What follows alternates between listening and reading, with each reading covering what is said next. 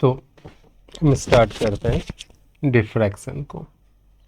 तो डिफ्रैक्शन समझने से पहले हम समझेंगे ज्योमेट्रिकल शैडो और ज्योमेट्रिकल इल्यूमिनेटिंग रीजन को। ठीक है, तो मान के चलो ये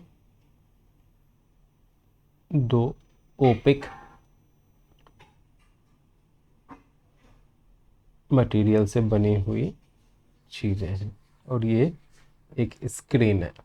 ओके, अगर लाइट वेव ऐसे आ रही है, ठीक है, तो उम्मीद की जा सकती है कि वो यहाँ टकराएगी, ये वाली यहाँ टकराएगी और ये वाली यहाँ टकराएगी। तो ये जो एरिया है, ये जो रीजन है जहाँ आप एक्सपेक्ट करते हो कि लाइट वेव जाएगी, इसको हम बोलते हैं ज्योमेट्रिकल इल्यूमिनेटिंग रीजन।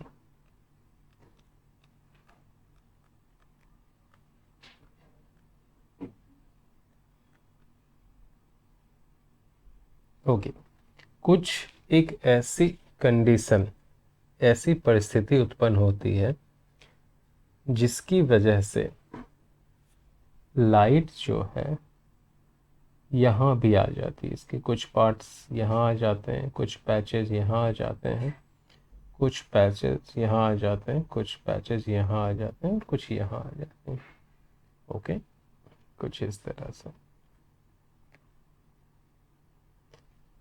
तो ये जो रीज़न पहले जहाँ लाइट नहीं आती ऐसा हमने उम्मीद की थी, इस रीजन्स को हम बोलेंगे ज्योमेट्रिकल शैडो रीजन।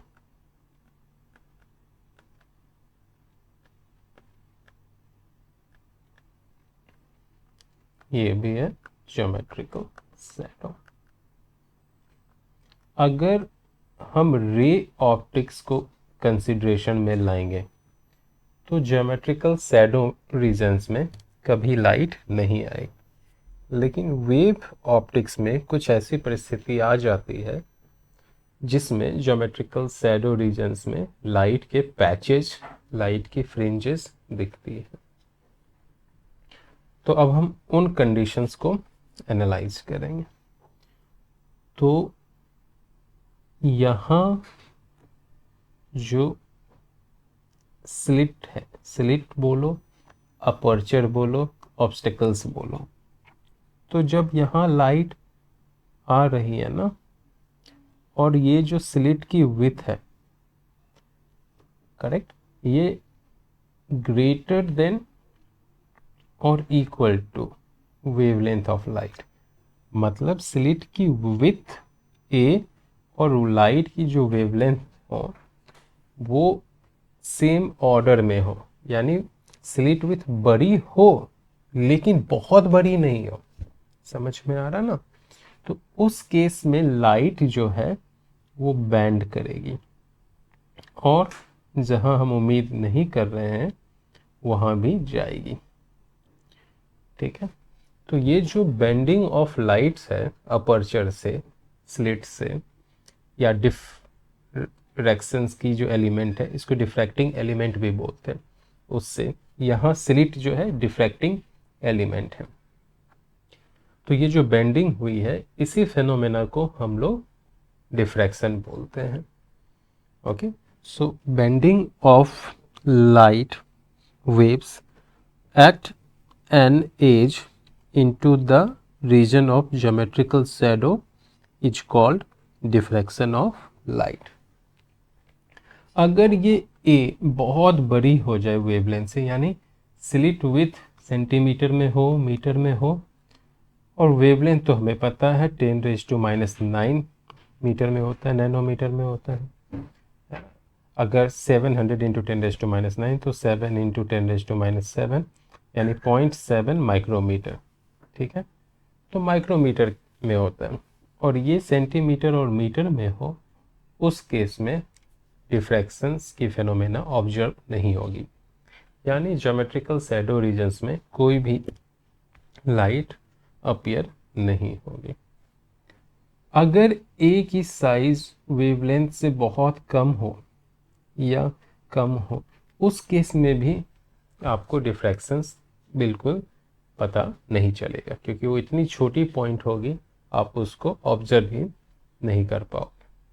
तो डिफ्रैक्शंस के लिए जो कंडीशंस है, अपर्चर का, ऑब्स्टेकल का, डिफ्रैक्टिंग एलिमेंट का, वो साइज में होनी चाहिए किसके, वेवलेंथ के, यानी वेवलेंथ की जो साइज है लाइट की उसी ऑर्डर में अपर्चर होनी चाहिए।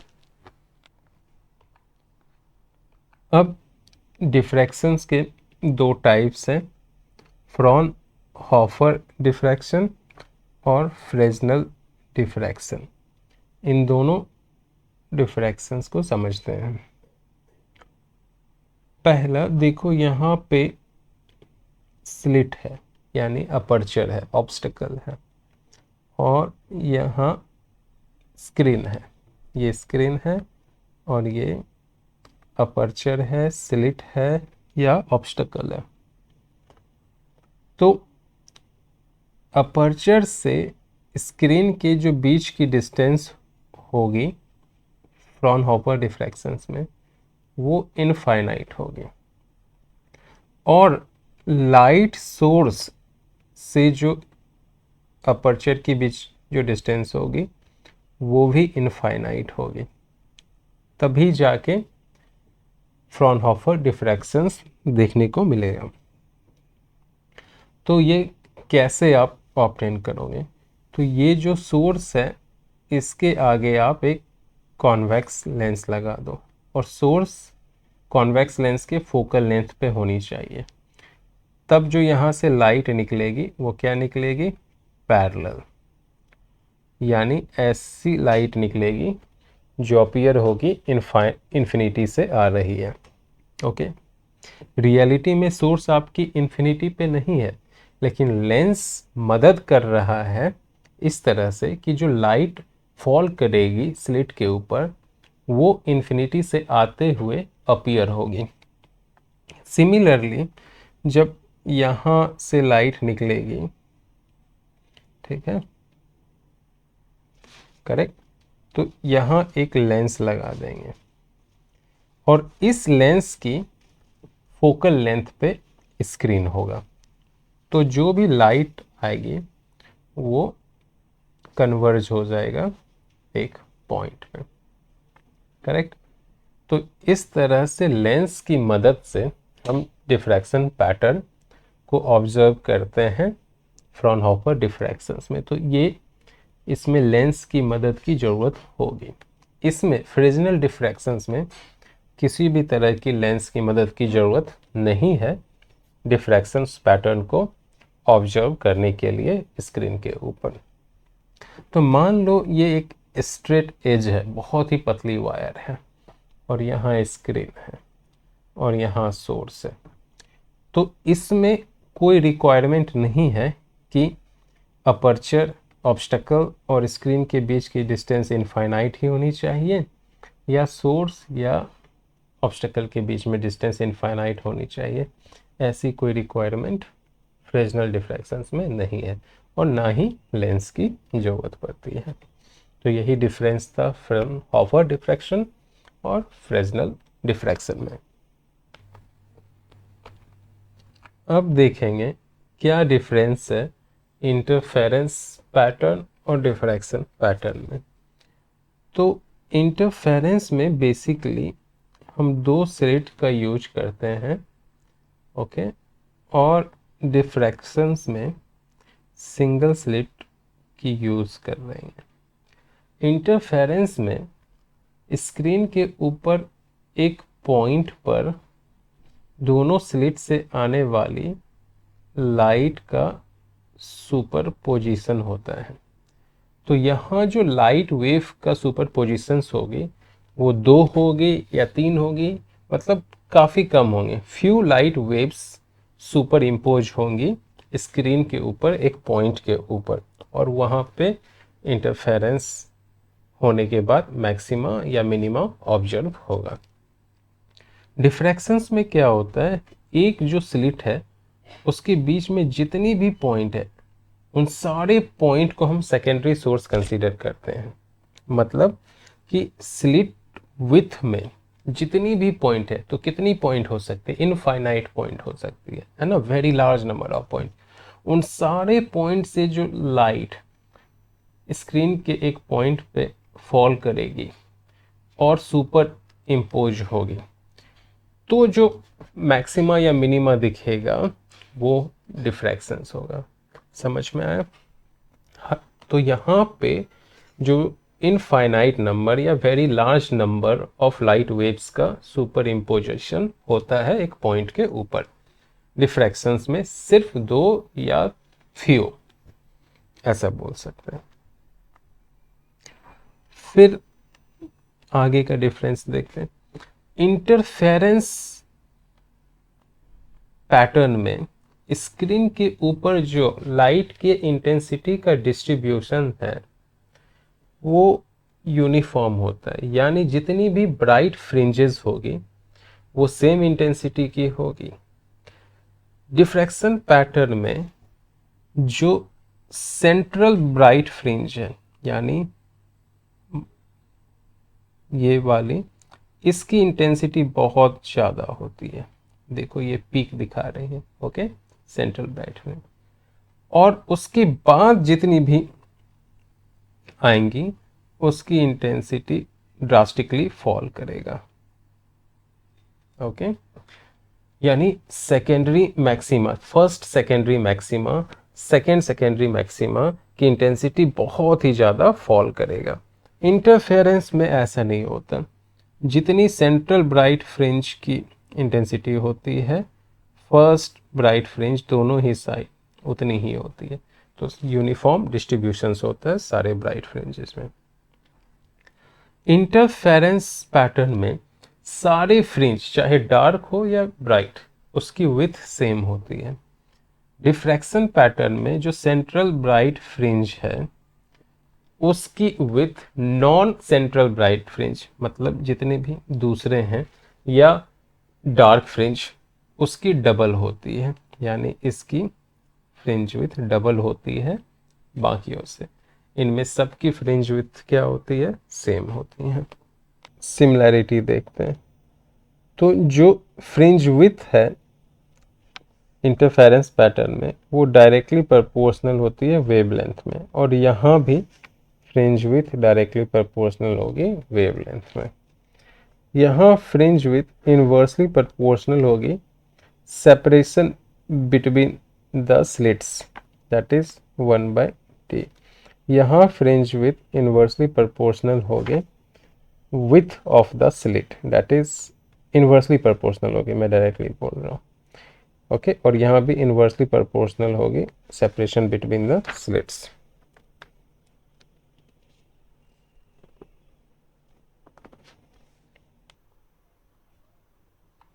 तो देखो यहाँ पे एक स्लिट लिया, ओके, मान लो इस स्लिट की विथ a है, तो ये जो स्लिट विथ है उसको मैं लिख नहीं रहा हूँ क्योंकि यहाँ पे गंदा दिखेगा, नेमिंग कर देता हूँ ए बी। तो स्लिट विथ ए बी को टू कितनी है, ए है। अब यहाँ लाइट बीम आ रही है जिसके सारे रेज पैरेलल हैं एक दूसरे के और परपेंडिकुलर हैं इस स्लिट के प्लेन के, ओके। तो यहाँ से इस पॉइंट, यहाँ से इस पॉइंट और यहाँ से इस पॉइंट के बीच ऑप्टिकल पाथ लेंथ सेम है। ऑप्टिकल पाथ लेंथ क्या है, सेम है, यानी कि फेज डिफरेंस क्या होगी, 0 होगी।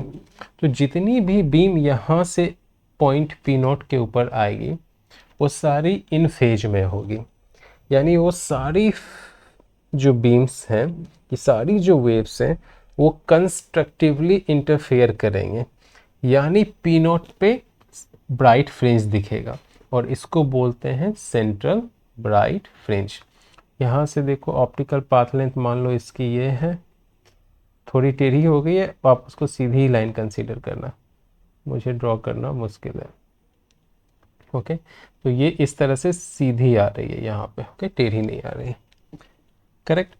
अब इस एज से कुछ जो वेव्स हैं उसके बीम डिफ्रैक्ट होंगे। मान लो हमें पता है डिफ्रैक्शन पैटर्न के लिए एक लेंस की भी ज़रूरत होती है, तो हमने यहाँ पे एक लेंस लगाया, और ये जो लेंस का फोकल लेंथ है वो नियरली इक्वल है इस डी के, तो focal length of the lens जो है उस डी के, ये लेंस और स्लिट के बीच की डिस्टेंस काफ़ी कम है, ना के बराबर, ये जो डिस्टेंस है ना के बराबर है। इमेज में क्लैरिटी से पता चले इसीलिए हमने लेंस को थोड़ी दूर रखी हुई है। अब यहाँ से ऐसे लाइट गई, ऐसे एक गई और एक ऐसे डिफ्रैक्ट होने के बाद, ओके, तो जब ये डिफ्रैक्ट करेंगे ना, तो मान लो ये इस तरह से पी पे आई, इस तरह पे पी पे आई, और यहाँ इस तरह से पी पे आई, तो अगेन ये सारी बीम्स पॉइंट पी पे क्या कर रही हैं, इंटरफेयर कर रही हैं। यानी अब दो चांसेस हो सकते हैं, या तो कंस्ट्रक्टिवली इंटरफेयर कर लें या डिस्ट्रक्टिवली इंटरफेयर कर लें, ओके। तो या तो ये डार्क हो सकती है या फिर ये ब्राइट। अगर ये ब्राइट हो गई तो इसको बोलेंगे सेकेंडरी मैक्सिमा, ठीक है। अगर ये डार्क हो गई तो इसको हम बोलेंगे सेकेंडरी मिनिमा या मिनिमा। क्लियर हो गया, यहाँ तक कोई प्रॉब्लम है? इसी इमेज को हम सिंपल कर देते हैं कुछ इस तरह से, ताकि डेरिवेशंस इजी हो।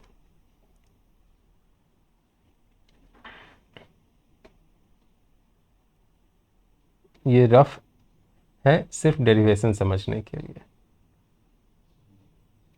ये पॉइंट P है, ये पॉइंट P नोट है, ओके। अब इन सब की ऑप्टिकल पाथ लेंथ सेम नहीं है। हम यहां से क्या करेंगे, एक परपेंडिकुलर ड्रॉप करेंगे, ओके। और ये जो एंगल है ये है थीटा, ओके।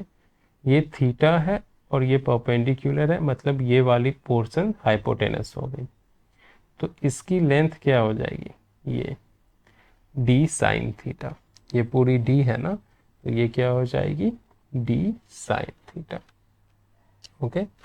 तो यहाँ ये हो गई थीटा। अगर इन सब को हटा दो, एक सेंट्रल लाइन इससे इसको लेके जाओ कुछ इस तरह से, ओके। तो ये जो एंगल फॉर्म करेगी इसको बोलते हैं थीटा, ये और ये सेम होगी, करेक्ट। तो मान लो ये जो डिस्टेंस है इसको y, और ये तो d है यहाँ से यहाँ, और ये थीटा काफ़ी छोटी है, करेक्ट। तो यहाँ d साइन थीटा जो पाथ डिफरेंस है मैक्सिमा के लिए होती है 2m + 1/2 लैम्डा, कुछ लोग m भी यूज करते हैं। मिनिमा के लिए d sine theta = n lambda, लेकिन n स्टार्ट होगी +-1 +-2 +-3 से, क्योंकि 0 जो है वो सेंट्रल पॉइंट है जो कि सेंट्रल मैक्सिमा में आता है, ठीक है। ये जो चीज़ है d sine theta = n lambda, ये है मैक्सिमा, सॉरी मिनिमा के लिए, डिफ्रैक्शन में ये मिनिमा होती है। और यहाँ ध्यान रखना 2m + 1/2 लैम्डा, ये किसके लिए है, मैक्सिमा के लिए। तो पहले हम मिनिमा को टैकल करेंगे। देखो d sine theta = n lambda है, बिकॉज थीटा काफ़ी छोटी है ना, तो साइन थीटा और टेन थीटा सेम होंगे, तो इसको हम लिख सकते हैं d tan theta equal to n lambda. अब tan थीटा इक्वल टू क्या हो जाएगा, perpendicular y upon base d, तो y upon d equal to n lambda. So y equal to क्या हो गई, n lambda d by d। ये conditions हैं किसके लिए, मिनिमा के लिए। मैक्सिमा के लिए क्या हो जाएगा, सिमिलरली करेंगे, y equal to 2m plus 1/2 lambda d by d, और m स्टार्ट होंगे 0 से, यहाँ 0 से +-1 +-2 so and so forth. Clear हो। तो अब अगर एंगुलर विथ पूछ दे तो यहीं से निकाल सकते हो मिनिमा के केस में, बिकॉज साइन थीटा को हम लिख सकते हैं थीटा, क्योंकि थीटा की वैल्यू बहुत छोटी है। तो d theta equal to N lambda, तो theta equal to N lambda by t. तो ये जो थीटा है ना, एंगुलर विथ जो है वो क्या हो जाएगी, N lambda by D. Okay, यहाँ पे भी सिमिलरली कर सकते हैं। यहाँ पे क्या हो जाएगी, ये है मिनिमा के लिए। मैक्सिमा के लिए क्या हो जाएगी, 2m plus 1/2 lambda by D. Correct. तो यहाँ से आप देख सकते हो ये जो y की वैल्यू है वो डायरेक्टली प्रोपोर्शनल है d के, लैम्डा के, और इन्वर्सली प्रोपोर्शनल है स्मॉल d के। अब मैंने एक गलती की है, यहाँ पे मैंने ए बी को a लिया है और यहाँ स्मॉल d लिया है। तो जहाँ जहाँ मैं स्मॉल d लिया हूँ आप उसको a बना दो, स्लिट विथ को क्या बना दो, a। ओके, a बना दो। करेक्ट, क्योंकि स्मॉल d हम लेते हैं स्लिट के बीच सेपरेशन जब हम डील करते हैं यंग्स डबल स्लिट एक्सपेरिमेंट को।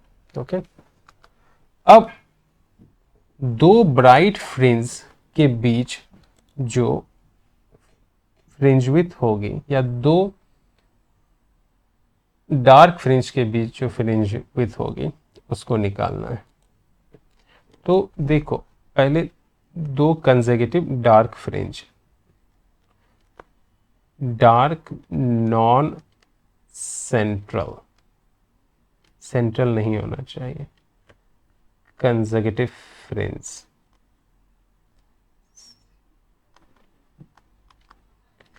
फ्रिंजेस, उसको हम क्या ले सकते हैं, वाई एन ले सकते हैं, जो होगी मिनिमा के लिए एन लैम्डा डी बाई ए, और कंसेक्यूटिव है तो एक अगला ले लो n+1, तो ये हो जाएगी n+1 lambda D by D.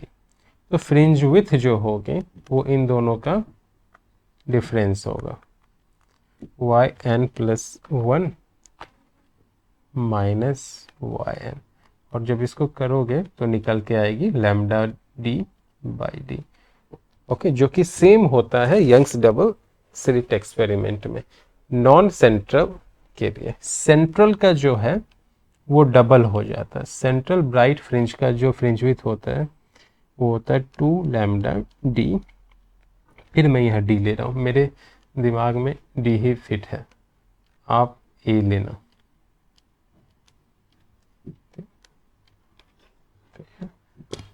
Okay, तो चाहे डार्क हो या ब्राइट हो, फ्रिंज विथ सबकी सेम होगी अगर फ्रिंजेस नॉन सेंट्रल हैं। अदर देन नॉन सेंट्रल का क्या हो जाएगा, यानी सेंट्रल का क्या हो जाएगा, 2 लैम्डा डी बाई डी। अब यहाँ पे इस ग्राफ को देखो, तो ये सिंगल स्लिट डिफ्रैक्शंस पैटर्न का ग्राफ है, जहाँ पे y एक्सिस यहाँ नहीं बनाई हुई है, मैं बना देता हूँ। ठीक है, ये है y एक्सिस। यहाँ पे लाइट की इंटेंसिटी ली गई है, ओके। और जो x एक्सिस है वहाँ पे साइन थीटा ली गई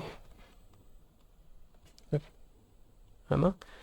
तो मैंने कंडीशंस आपको बताया था, a sine theta equal to N lambda minima के लिए होता है, और a sine theta equal to 2m plus 1/2 lambda, ये मैक्सिमा के लिए होता है।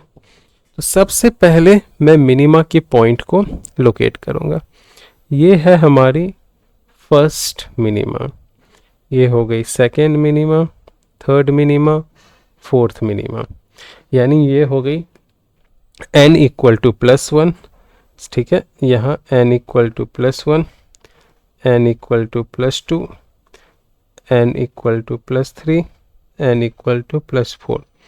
यहाँ भी मिनिमा है, फर्स्ट मिनिमा ही है लेकिन लेफ्ट साइड है, इसलिए n equal to -1, n equal to -2, n equal to -3 और n इक्वल टू -4, करेक्ट। तो ये जो पॉइंट है इसको क्या बोलेंगे, यहाँ n इक्वल टू 1 डालेंगे तो जो साइन थीटा है वो लैम्डा बाय ए आ जाएगा। तो ये जो पॉइंट है वो आ जाएगा लैम्डा बाय ए। ये पॉइंट क्या आएगा, n इक्वल टू 2 डालेंगे तो 2 लैम्डा बाय ए, ठीक है। ये आ जाएगा 3 लैम्डा बाय ए और ये 4 लैम्डा बाय ए। इसी तरह यहाँ पे minus lambda by a, -2 lambda by a, -3 lambda by a और -4 लैम्डा बाय ए। ये हो गई मिनिमा की पॉइंट्स, ओके। और ये सारे जो पॉइंट्स हैं ये है ना, ये मैक्सिमा के पॉइंट्स हैं, करेक्ट। तो मैं इसको लिख ही नहीं रहा हूँ क्योंकि बहुत गंदी हो जाएगी। तो बेसिकली लिखना चाहो तो जब आप 0 डालोगे m इक्वल टू 0 तो क्या मिलेगी, e sine theta equal to 2 into 0 plus 1/2 lambda, यानी लैम्डा बाय 2 मिलेगी, करेक्ट। यहाँ हो जाएगी। और यहाँ a भी है, सॉरी, तो लैम्डा बाय 2a, करेक्ट। फिर आगे हम जाएंगे, m की वैल्यू 1 डालेंगे तो ये हो जाएगी, कुछ और हो जाएगी, क्या हो जाएगी, 2 1 जा 2 प्लस 1 3/2 लैम्डा हो जाएगी, 3/2 lambda a, so and so fourth. तो काफ़ी आसान है। ये जो फिगर है ये कॉम्बिनेशंस है इंटरफेरेंस और डिफ्रैक्शंस का। तो जब डबल स्लिट होगी तो मान लो इस पॉइंट पे इंटरफेरेंस भी हो रही है और डिफ्रैक्शंस भी हो रही है दोनों, तो इनका नेट ग्राफिकल रिप्रेजेंटेशंस क्या होगी, वो इस तरह से होगी। तो ये वाली जो ऊपर की आपको दिख रही है लाइन वो है डिफ्रैक्शंस की, करेक्ट। और जो नीचे की दिख रही है बिल्कुल सेम विथ की डार्क ब्लू कलर की, ये वाली, ये है इंटरफेरेंस की। तो इस तरह से डिफ्रैक्शंस और इंटरफेरेंस का कंबाइंड व्यू दिख रहा है।